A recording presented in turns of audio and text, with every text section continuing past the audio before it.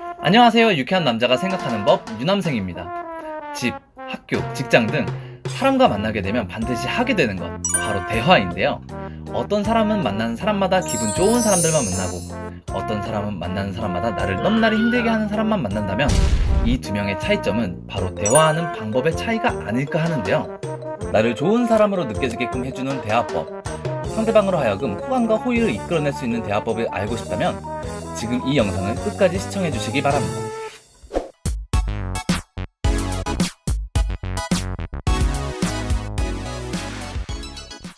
이 책의 제목은 나의 자존감과 가치를 높이는 품격 있는 대화라는 책인데, 특이하게도 대화하는 방법을 먼저 설명하지 않고 자존감을 높이는 방법에 대해서 적지 않은 분량으로 설명하고 있습니다.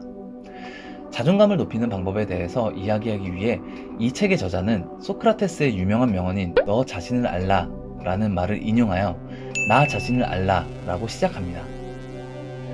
나의 정체성에 대해서는 주변에서 나를 평가하는 말이 아닌 오로지 내가 스스로 결정하고 알아가자 라고 설명하였고, 실수는 실수 그대로 받아들이고 과거의 실수를 들추면서 괴로워하지 말고 온전히 인정하고 고쳐나가며 나 자신을 믿고 성장하라 라고 이어갑니다.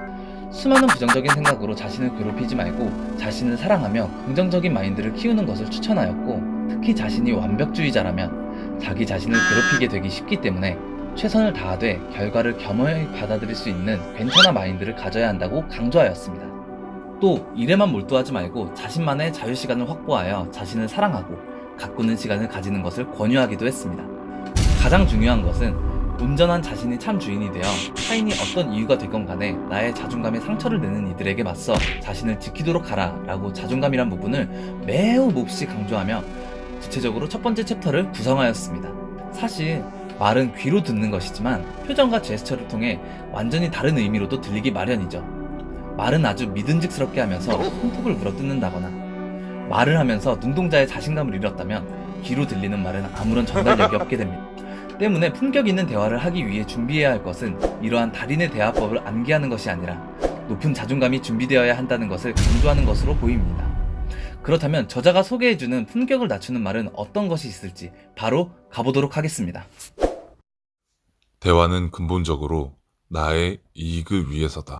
챕터 2에서부터는 본격적으로 직접적인 대화 방식에 대해서도 이야기하고 있는데요.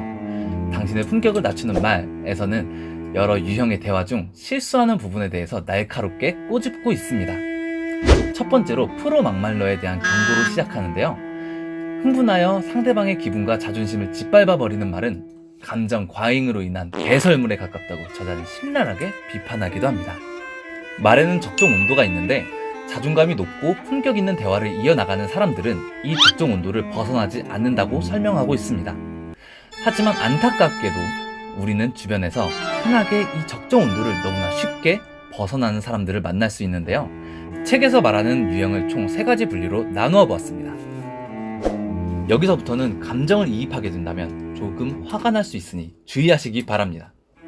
첫 번째, 우월한 지위를 이용하여 상대방과의 관계, 기분 등을 고려하지 않고 막말을 내뱉고 심지어는 자존심을 뭉개버리는 사람들.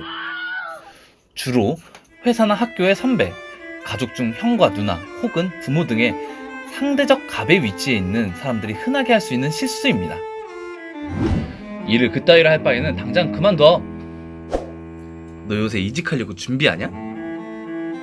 아냐? 근데 무슨 말을 그렇게 많이 해. 그냥 시키면 시키는 대로 해. 이래서 잘해주면 안 된다니까? 내가 친구처럼 대해주니까 만만하지. 두 번째, 내 말이 틀리냐며 일명 팩트 폭행을 서슴지 않는 사람들. 머리가 있으면 생각이란 걸 해줘. 머리가 장식이야? 아니면 머리를 썼는데 이따위 실수를 한 거야? 대단하다. 너도 참 훌륭한 머리를 가졌네. 아이가 다쳐? 아니 종일 집구석에 있으면서 아이 하나 제대로 못 보면 어떡해? 주말마다 내가 집안 청소까지 해주잖아. 바빠 죽겠는데 나더러 아이까지 보라는 거야? 세 번째, 한 가지 실수를 했을 때 잊고 있던 흑역사까지 끄집어내서 자존감을 박살내는 사람들. 클레임이 걸리셨다고? 무슨 일을 그따위로 해. 얼마 전에 거래처 간다 그래놓고 은행 가서 개인 업무를 보질 않나. 지난달에는 몸이 아파서 못 나온다고 해놓고는 여행을 갔다 오질 않나. 일은 안 하고 매일 놀 생각만 하니까 클레임이나 쳐걸리는 거 아니야? 저자는 이러한 대화 유형은 아주 흔하게 범하고 있는 실수이고 앞서 말했던 것처럼 감정 과잉에 배설물 따위에 지나지 않는다고 말하고 있습니다. 우리는 누군가의 동생, 후임, 후배이기도 하지만 또 누군가에게는 형, 누나, 선임, 선배이기도 한데요. 살다 보면 끓어오르는 분노를 참지 못하고 이와 같은 배설물을 쏟아내고 싶어질 때도 있습니다. 이때 우리는 대화의 적정 온도를 잘 지켜서 지금까지 나왔던 유형에 반대로만 행동하면 될 것 같습니다. 저자는 아무리 화가 나더라도 상대의 자존심과 자존감을 존중하고 우월한 지위를 이용하여 대화에서 이기고자 상대를 위협한다거나 아무리 맞는 말일지라도 상대를 몰아붙인다거나 상대가 전에 했던 실수를 들춰내어 망신을 주는 행동을 해서는 안 된다고 설명하고 있습니다. 누군가 잘못을 했을 때에는 그 잘못을 지적하고 나무랄 생각보다는 바로잡아 실수와 잘못이 다시는 발생하지 않도록 방안을 잡는 것이 더욱 생산적이라고 이야기하고 있습니다. 또 잘못된 대화 유형처럼 상대방의 자존심을 건드리거나 우월한 지위를 이용하여 협박하거나 아픈 과거를 들춰내어 망신을 준다면 잘못한 상대방이 스스로 반성할 기회를 빼앗는 행위일 뿐 아니라 잘못을 반성하기보다는 오히려 자신의 행위를 합리화해버리는 방어 기제가 생길 수 있다고 아주 강하게 경고합니다. 우리는 이렇게 감정에 치우쳐 막말을 내뱉는 사람이 되지 말아야 하고 혹여라도 이렇게 입으로 똥 싸는 사람을 상대하게 된다면 맞불 작전을 놓는 게 아니라 철저하게 무반응으로 대응하여야 한다고 합니다. 이 입으로 똥 싸는 막말 괴물들은 우리의 반응을 먹고 산다고 합니다. 두 번째 유형으로는 대화란 테니스, 배드민턴, 탁구 등의 스포츠 경기처럼 랠리가 가장 묘미인데 이런 랠리를 끊어먹게 만드는 사람들에 대해 경고합니다. 앞서 대화란 나의 이익을 위해서 하는 것이라고 저자는 말했습니다. 대화는 2명 이상이 하는 거죠. 그러니까 나와 또 다른 나인 상대의 상호 이익이 성립되어야만 대화가 성립된다고도 볼 수 있습니다. 하지만 대화하는 상대방에 대한 예의를 전혀 지키지 않는 사람들이 있는데 저자는 이러한 유형의 대화 방법도 피해야 한다고 말합니다. 첫 번째, 위하는 척 자기 자랑으로 이어지는 사람. 이게 다 너를 위해서 하는 이야기인데 나처럼만 해봐. 이렇게 성공하잖아. 두 번째, 뒤에서 남 얘기 좋아하는 사람. 글쎄 김대리가 그랬었다며? 원래 예전부터 평판이 별로였잖아. 세 번째, 대화 주도권을 쥐고 있으려고 안간힘을 쓰는 사람. K리그에서 올해 우승팀이 어디일 것 같아? 야 무슨 K리그야. 축구는 프리미어리그지. 프리미어리그가 평균 연봉이 가장 높아. 올해에는 리버풀 맨시티가 지금 2파전인데 승점이 2점밖에 차이가 안 나. 진짜 재밌지. 네 번째, 듣고 싶지 않은 자랑질을 해대는 사람. 다섯 번째, 허세가 심한 사람, 거짓말을 하는 사람.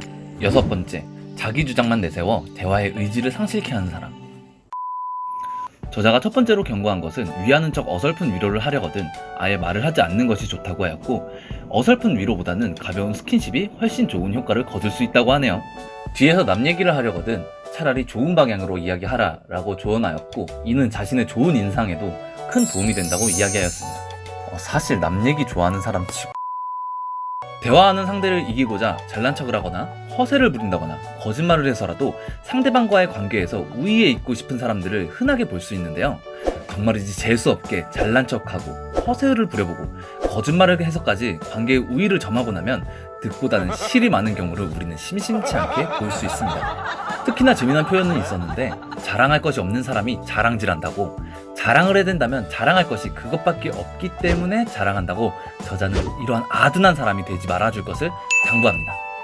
대화란 상대를 이기고자 하는 것이 아니라 상대와 유익함을 나누고자 의견을 나누는 것임을 잊지 말아야 할 것입니다.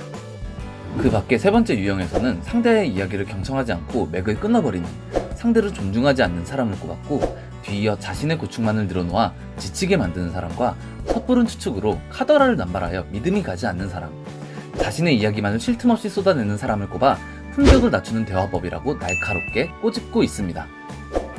주로 첫 번째 챕터에서 나왔던 내용처럼 자존감이 높은 사람이 아닌 자존심만 더럽게 센 사람들의 특징이라고 할 수 있습니다.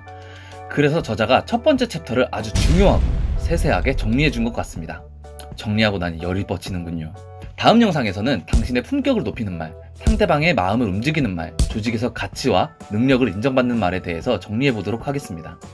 영상이 고구마로 끝나서 아쉽지만 재밌었다면 좋아요와 구독 버튼을, 개선할 점이 있다면 댓글로 알려주시면 시작하는 유남생의 유튜브 채널에 큰 힘이 될 것 같습니다.